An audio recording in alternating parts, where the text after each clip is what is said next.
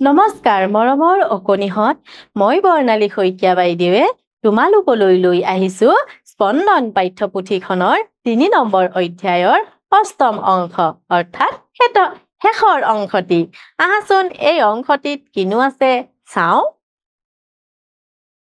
৭ number দফাটো পঢ়ি তলৰ প্ৰশ্নবোৰৰ উত্তৰ লিখা এই দফাটো আমাক পঢ়ি ল'ব দিছে তাৰ পাছতে কিছুমান প্ৰশ্ন দিছে আৰু সেই প্ৰশ্নৰ উত্তৰসমূহ আমাক লিখিব দিছে আহাচোন এই দফাটোত কিনো আছে পঢ়ি চাওঁ ঘটনাটো 1904 খ্ৰীষ্টাব্দৰ সেইবাৰ অলিম্পিক আমেৰিকাত অনুষ্ঠিত হৈছিল আমেৰিকাৰ দলত জৰ্জ আইজাৰ নামৰ এজন খেলুৱৈ আছিল আইজাৰৰ জন্ম হৈছিল জাৰ্মানীত সৰুতে এটি ৰেল দুৰ্ঘটনাত তেওঁ বাওঁ ভৰিখন হেৰুৱায় আৰু কি কৈছে ইয়াত 1904 খ্ৰীষ্টাব্দৰ কি হৈছিলে 4 খ্ৰীষ্টাব্দৰ কথা কৈছে আৰু সেইবাৰ অলিম্পিক খেল ক'ত হৈছিলে আমেৰিকাত হৈছিলে আৰু আমেৰিকাৰ এজন খেলুৱৈৰ নাম ইয়াত কৈছে সেই খেলুৱৈজন হ'ল জৰ্জ আইজাৰ আৰু তেওঁ অলিম্পিক খেল খেলিছিল আৰু আইজাৰৰ জন্ম ক'ত হৈছিল জাৰ্মানীত আৰু তেওঁ সৰুতেই এটা ৰেল দুৰ্ঘটনাত কি কৰিছিলে বাওঁ ভৰিখন হেৰুৱাইছিলে মানে তেওঁ বাওঁ ভৰিখন নাই তাৰ পাছত চাওঁ আহাচোন তাৰ পাছত তেওঁ কাঠৰ ভৰি লগাই অলিম্পিকত অংশগ্ৰহণ কৰিছিল আইজাৰে তাত 6টাকৈ পদক জয় কৰিছিল জিমনাষ্ট আইজাৰে 3টা সোণ 2টা ৰূপ আৰু 1টা ব্ৰঞ্জৰ পদক পাইছিল অলিম্পিক জিমনাষ্টিক্সত এনেদৰে পদক জয় কৰা বিশ্বত এনেকুৱা আন কোনো খেলুৱৈ নাই এতিয়া চোৱাচোন তেওঁ যদিও ভৰিখন নাছিলে কি কৰিছিলে তেওঁ পাছত কাঠৰ ভৰি এখন লগাই লৈছিলে আৰু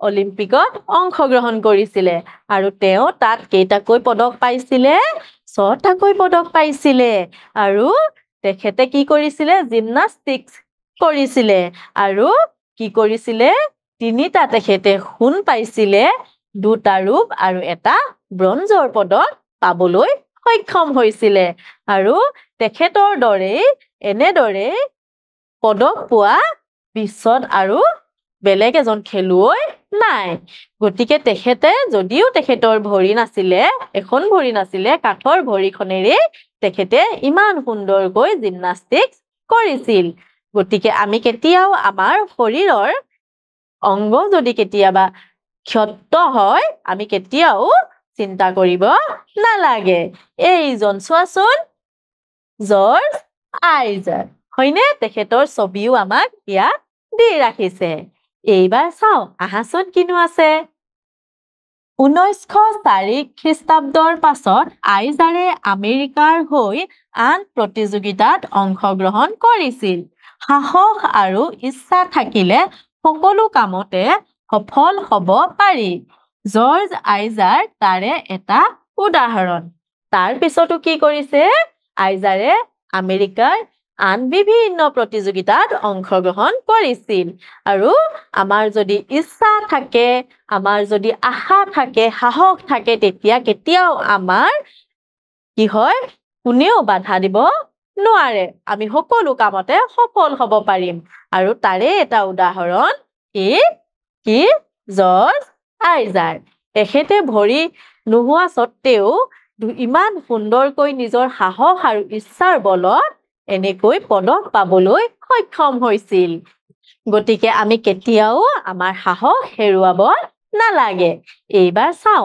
আহাচোন এইবাৰ কি কৰিছে সেই দফাটো যে পঢ়ি আহিলো তাৰে প্ৰশ্নসমূহ দিয়া আছে আহাচোন ক নম্বৰ প্ৰশ্নত কিনো আছে চাওঁ জৰ্জ আইজাৰৰ জন্ম ক'ত হৈছিল বাৰু পঢ়িছিলো নহয় দফাটো জাৰ্মানীত হৈছিল নহয়নে আমি উত্তৰত লিখিম জৰ্জ আইজাৰৰ জন্ম জাৰ্মানীত হৈছিল এইবাৰ চাওঁ আহাচোন আইজাৰে ভৰিখন হেৰুৱাৰ পাছতো কিদৰে খেলিছিল কাঠৰ ভৰি এখন লগাই নহয়নে ইয়াৰ প্ৰশ্নৰ উত্তৰটো আমি লিখিম আইজাৰে ভৰিখন হেৰুৱাৰ পাছতো কাঠৰ ভৰি লগাই খেলিছিল। তাৰ পাছত চাওঁ আহাচোন। গ নম্বৰত আছে কোনো কামত সফল হ'বলৈ হলে কি কি গুণ থাকিব লাগে? এই প্ৰশ্নটোৰ উত্তৰত হ'ব কোনো কামত সফল হ'বলৈ হলে সাহস আৰু ইচ্ছা থাকিব লাগে। নহয়নে? সাহস আৰু ইচ্ছাৰ অবিহনে আমি কোনো কামতে সফল হ'ব নোৱাৰিম। তাৰ পাছত চাওঁ আহাচোন কিনো আছে। তলৰ ছবিসমূহ চাই কোনজন খেলুৱৈ কোনবিধ খেলৰ লগত জড়িত চিনাক্ত কৰি নাম লিখো আহা। ইয়াতে আমাক ছবি দি থোৱা আছে দেখিছানে? এই ছবিসমূহ আমাৰ কোনজন খেলুৱৈ কি খেলৰ লগত জড়িত চিনাকি হওঁ আহাচোন। প্ৰথমতে এই ছবিখন দেখিছানে? এখেত হ'ল ভোগেশ্বৰ বৰুৱা আৰু এখেত দৌৰবিদ আছিল আৰু এখেত আমাৰ অসমৰে আছিল। প্ৰথম এছিয়ান গেমছত তেখেতে সোণৰ পদক লাভ কৰিছিল। গতিকে আমি ইয়াত ধুনীয়াকৈ তেখেতৰ নামটো লিখি ৰাখিম। কি লিখিম আমি? ভোগেশ্বৰ বৰুৱা। নহয়নে? তোমালোকেও এনেদৰে মহান ব্যক্তিসকলৰ নামসমূহ জানিবলৈ যত্ন কৰিবা। তাৰ পাছত এই ফটোখন চিনি পাইছানে? এই ছবিখন চিনি পাইছানে? কোন হয় বাৰু? শচীন তেণ্ডুলকাৰ। আৰু তেখেতে কি খেলে? ক্ৰিকেট খেলে। গতিকে আমি ইয়াত ধুনীয়াকৈ তেখেতৰ নামটো লিখি ৰাখিম। শচীন তেণ্ডুলকাৰ। নহয়নে? তাৰ পাছত চাওঁ আহাচোন। এইয়া এই ছবিখনত কোন বাৰু এয়া চিনি পাইছানে? মেৰী কম।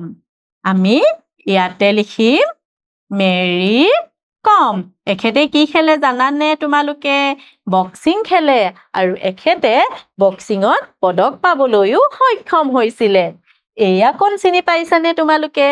এয়া হ'ল লাভলীনা বৰগোহাঁই, আমাৰ অসমৰে জীয়াৰী। গতিকে আমি ইয়াত ধুনীয়াকৈ লিখি দিম লাভলীনা বৰগোহাঁই। নহয়নে? আৰু লাভলীনা বৰগোহাঁয়ে কি হৈছিলে? অলিম্পিকত ব্ৰঞ্জৰ পদক পাবলৈ সক্ষম হৈছিলে আৰু লাভলীনা বৰগোহাঁইও অসমৰে জীয়াৰী। এইবাৰ চাওঁ আহাচোন। দলত আলোচনা কৰি তলৰ খেলবোৰৰ ছবিৰ সৈতে নামবোৰ আঁচ টানি মিলাও আহা। প্ৰয়োজন সাপেক্ষে ডাঙৰৰ সহায় ল'বা। ইয়াতে কিছুমান থলুৱা খেল আছে। এই খেলসমূহ কি খেলনো হয়? বাওঁফালৰ লগত সোঁফালে আঁচ টানি মিলাও আহাচোন। প্ৰথমতে যে আছে ছবিখন, এয়া কি খেলিছে বাৰু জানানে? এয়া হ'ল খো-খো খেল। তাৰ পাছতে চোৱাচোন, এইয়া দেখিছানে? এই ল'ৰাজনে কি কৰি আছে? ল'ৰাজনে লাঠি এডাল লৈ গুটি এটা মাৰি আছে নহয়নে? এইটো কি খেল জানানে? টাংগুটি খেল। তাৰ পাছতে এইটো কি খেল বাৰু চিনি পাইছানে? এয়া হ'ল টেকেলি ভঙা খেল। আৰু এয়া যে খেলি আছে এই ছবিখন দেখা পাইছানে? এয়া হ'ল হাও খেল। আৰু এই খেলসমূহনো কেনেদৰে খেলিব লাগে তোমালোকে জানিবলৈ যত্ন কৰিবা। তোমালোকৰ ওচৰ চুবুৰীয়া, তোমালোকৰ সমনীয়া, তোমালোকৰ পৰিয়ালৰ লগত আলোচনা কৰিবা যে এই খেলসমূহ কেনেদৰে খেলে আৰু খেলিবলৈ যত্ন কৰিবা। এইবাৰ চাওঁ আহাচোন। কো-কো খেলটোৰ নিচিনা তোমালোকে আন কি খেল খেলা তাৰ এখন তালিকা প্ৰস্তুত কৰা। এতিয়া কি কৈছে? কো-কো খেলৰ নিচিনা আন কি খেলনো খেলা তোমালোকে তাৰ এখন তালিকা প্ৰস্তুত কৰিবা ধুনীয়াকৈ। আৰু সমনীয়াৰ লগত আলোচনা কৰিবা কি খেলনো খেলা তোমালোকে। তাৰ পাছত চাওঁ আহাচোন। তোমাৰ পৰিচিত আন খেলুৱৈৰ ছবি সংগ্ৰহ কৰি আঠা লগাই খেলুৱৈজনৰ নাম আৰু তেওঁ কি খেলৰ জড়িত লিখি এখন এলবাম প্ৰস্তুত কৰা। আমি যে পাই আহিছিলো ছবিকেইখন নহয়নে? আমি 4জন খেলুৱৈৰ নাম জানিলো। ইয়াৰ উপৰিও তোমালোকে আন কোন কেইজন খেলুৱৈক চিনি পোৱা তেওঁলোকৰ ছবিসমূহ আঠা লগাই আৰু খেলুৱৈ কেইজনে কি খেলনো খেলে সেইসমূহ লিখি এখন এলবাম প্ৰস্তুত কৰিবা আৰু প্ৰয়োজন হলে তোমালোকে ডাঙৰৰ সহায় ল'বা। মৰমৰ অকণিহঁত এই অধ্যায়টি ইমানতে সামৰিছো। আগন্তুক দিনত এটি নতুন অধ্যায় লৈ পুনৰ আহিম। ধন্যবাদ।